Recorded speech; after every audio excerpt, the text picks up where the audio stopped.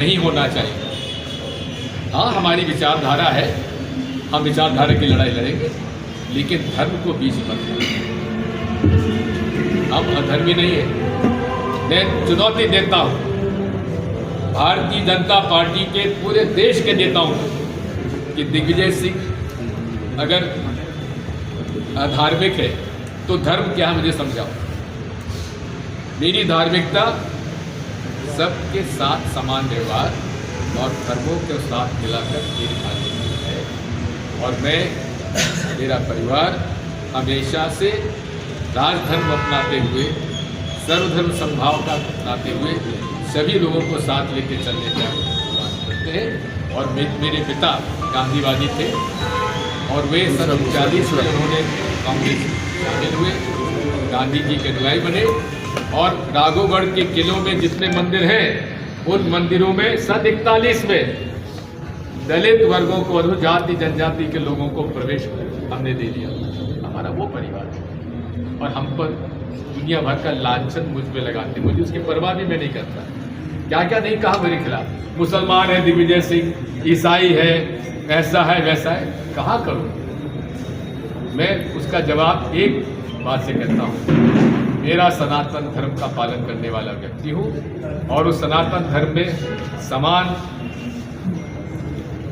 अवसर, समान व्यवहार, ये हमारा भारत का धर्म है, यही भारत का संस्कार है। केस लगा है कि हजारों करोड़ का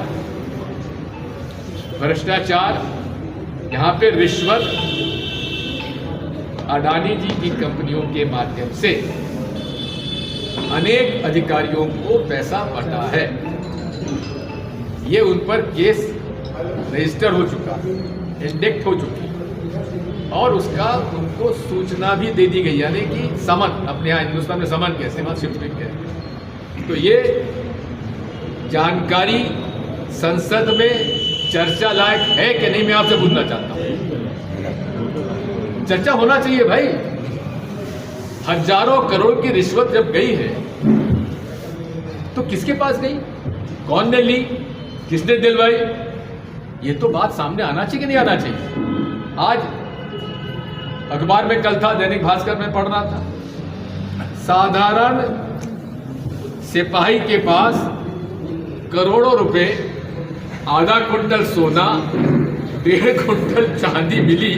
तो सिपाही, अब सिपाही के पास अगर इतना है तो डीजी के पास कितना होगा और डीजी के पास इतना है तो गृह मंत्री के और परिवहन मंत्री के पास कितना होगा और इतना है तो मुख्यमंत्री के पास कितना होगा। 10 साल तक मैं भी मुख्यमंत्री रहा, जांच कर लो। और मैं तो कहता हूं कि शिवराज सिंह चौहान जी, आपकी जांच भी करवाना चाहिए। हमारे गोविंद सिंह राजपूत जी का मैं बयान पढ़ रहा था, उनकी जांच भी कराओ। इसमें तुम्हारी ताकत तो बोलो, ईडी से जांच करे तुम्हारा। अरे तुम्हारा सिपाही, उसके पास पैसा आया कहाँ से? सौरभ शर्मा कौन है ये? ग्वालियर का एक राजेश शर्मा के और एक छापा पड़ा है। राजा साहब जो लीजिए एक मिनट आप पत्रकार हैं क्या? नहीं, हाँ मैं कुछ नहीं, जनता। आप कुछ नहीं, जनता है तो जनता बात बता।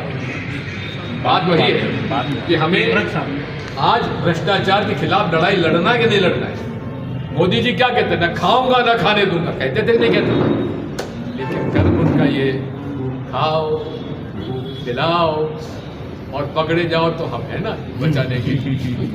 जितने कांग्रेसी नेताओं के खिलाफ वो आरोप लगाते थे, बेईमान है, भ्रष्टाचार करता है, जैसे ही छोड़ के भाजपा में गए ईमानदार हो गए, मुख्यमंत्री बन गए, उप मुख्यमंत्री बन गए, बड़े बड़े मंत्री बन गए।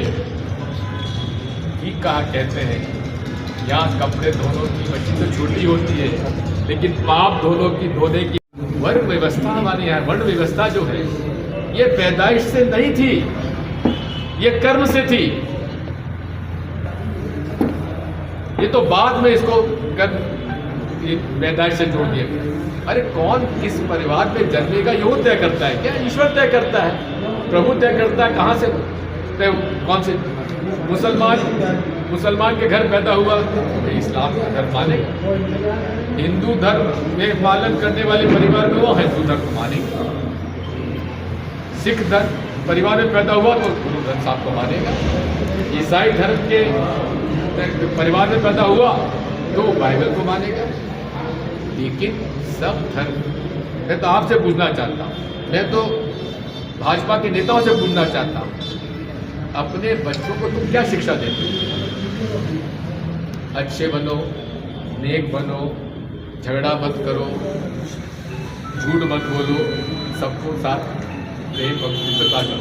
यही तो हमको, आप अपने बच्चों को यही समझाते हो, इसके अलावा को समझाते हो क्या? उनको बताते तो झगड़ा किया कर, रोज झूठ बोला कर, दूसरों का पैसा खा जाया कर, चोरी कर लिया कर।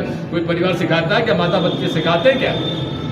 कम से कम ऐसा मुझे कोई पिता नहीं मिला, कोई माता नहीं मिली जो अपने बच्चे को समझाती हो, सिखाती हो कि तुम चोरी करो, डकैती डालो, लड़ो, झगड़ा करो, मारपीट करो। कोई सिखाता है क्या?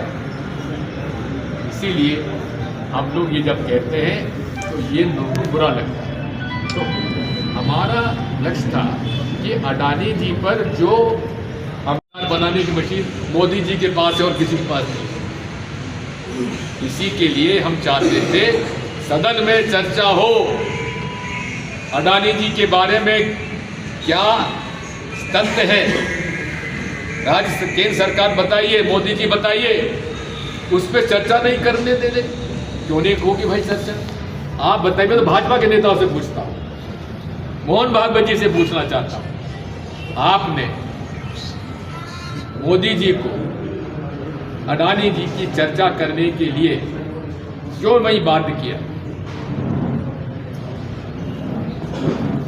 सदन नहीं चल पाया। फिर जब भारतीय संविधान पे 2 दिन की चर्चा थी, उस दिन सदन चला। हम लोगों ने भारतीय संविधान का जो मूल है, सबको समान अधिकार, सबको न्याय, उस बारे में हमने चर्चा की। चर्चा करने में इतने उद्वेलित हो गए, बोलते कौन इस बात को कह रहा है?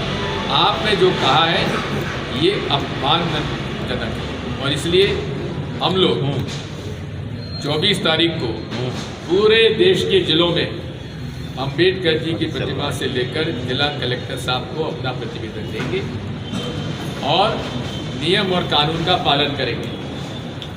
हम इजाज़त मांगेंगे लिखित में, और साथ में भारत माता मंदिर राजगढ़ का जो प्रतिमा है, भारत माता की जो प्रतिमा है, जहाँ की तिरंगा लहराया गया था, उस तिरंगा को हटाकर यहाँ के राजगढ़ के माननीय विधायक जी ने केसरिया झंडा जो लगाया है, अरे केसरिया झंडा लगाओ, मंदिर में लगाओ। राघोगढ़ किले पे आज भी केसरिया झंडा लगा, जाके देख लो। लेकिन जहाँ भारत माता के पर उन पर तिरंगा झंडा छोटा सा लगाया हुआ है, लगा के नहीं लगा, मैं आज देख के आया। तो बड़े झंडे पर तुमने तिरंगा क्यों हटाया? हम लोग मांग करते हैं जिला कलेक्टर महोदय से, हम 24 तारीख को जाएंगे, मैं तो नहीं रहूँगा, बाकी सभी लोग जाएंगे, और जाकर आपसे अनुरोध है जिला कलेक्टर महोदय, या तो आप उस झंडे को उतार कर तिरंगा लगा दीजिए 24 तक, नहीं तो हम उसको उतारेंगे और भारत का तिरंगा झंडा उस पर हम लहराएंगे और भारत माता की जय बोलेंगे। ठीक है, धन्यवाद।